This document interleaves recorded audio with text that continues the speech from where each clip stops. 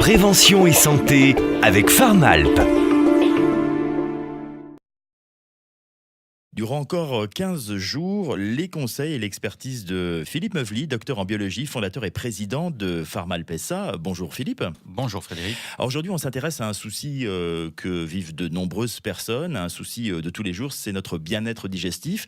Et on va faire peut-être un petit rappel sur notre système digestif justement. Oui, vous avez tout à fait raison, il faut le rappeler, on a tous des souvenirs d'école qui sont plus ou moins clairs, mais le système digestif est composé de 3 parties, l'estomac, l'intestin grêle, puis le gros intestin.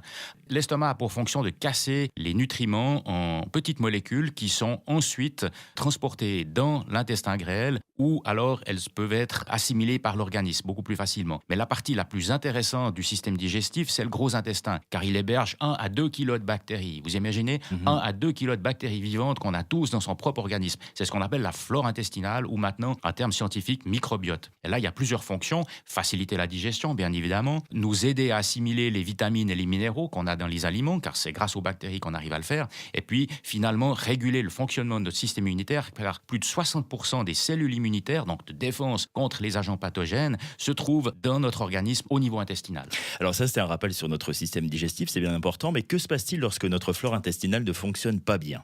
Alors, on ne digère pas bien et comme symptômes, ça veut dire des douleurs abdominales, des ballonnements, des gaz, voire des diarrhées. Tout le monde se souvient d'avoir eu des diarrhées lors d'un voyage, lorsqu'on a des changements alimentaires ou suite à la prise d'antibiotiques, parce que les antibiotiques, elles détruisent les mauvaises bactéries, mais elles détruisent les bonnes aussi dans notre flore intestinale. Donc, dans ces cas-là, il faut les reconstituer. Et c'est la raison pour laquelle maintenant, depuis 10 à 15 ans, on trouve de très bonnes solutions sous forme de probiotiques, qui sont des bonnes bactéries que vous pouvez ingérer pour améliorer votre confort digestif. Et alors, qu'est-ce qu'il faut faire donc pour rétablir une bonne flore intestinale ? Alors, on peut prendre ces probiotiques, ces compléments alimentaires qui sont des produits, mais là, il faut bien se souvenir que les effets sont souche dépendants. C'est-à-dire que n'importe quelle formule de probiotique n'égale pas à une autre. Il faut que ces produits-là aient des études valables sur ces formules, sur ces souches, et Pharmalp s'en est assuré. Pharmalp a mis sur le marché maintenant un produit qui s'appelle Pharmalp Pro C, C pour confort digestif, qui est là pour reconstituer la flore et puis qui résout tous les problèmes de ballonnement, de troubles du transit et de constipation.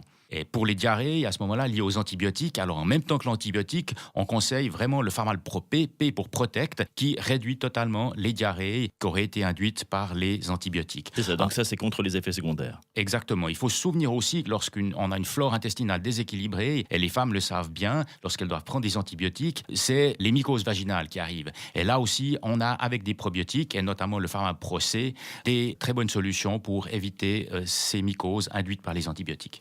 Alors Philippe, comme conclusion, à quel prix trouve-t-on Pharmalp Pro C et Pro P ? Pharmalp Pro C, confort digestif, entre 16,50 et 18 francs pour la boîte de 10 gélules. Et puis, pour la boîte de 30 gélules, on la trouve entre 40 et 47 francs pour le Pharmalp Pro C et le Pharmalp Pro P. On se retrouve la semaine prochaine, lundi prochain à 11h50 ? À la semaine prochaine, Frédéric. Belle semaine, au revoir.